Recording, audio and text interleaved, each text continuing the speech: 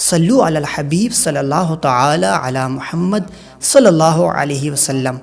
سورہ بقرہ کی آخری آیات کی فضیلت۔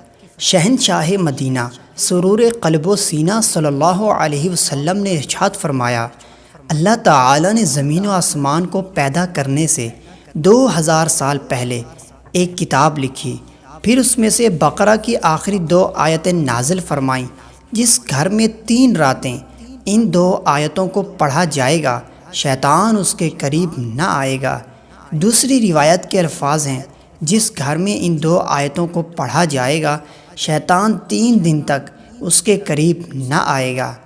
دوسری حدیث پاک میں ہے، آپ علیہ الصلاۃ والسلام نے فرمایا، جو شخص سورہ بقرہ کی آخری 2 آیتیں رات میں پڑھے وہ اسے کفایت کریں گی، یعنی یہ 2 آیتیں اس رات کے قیام کے قائم مقام ہو جائیں گی، یا اس رات اسے شیطان سے محفوظ رکھیں گی، یا اس رات میں نازل ہونے والی آفات سے بچائیں گی، یا اسے فضیلت و ثواب کے لیے کافی ہوں گی۔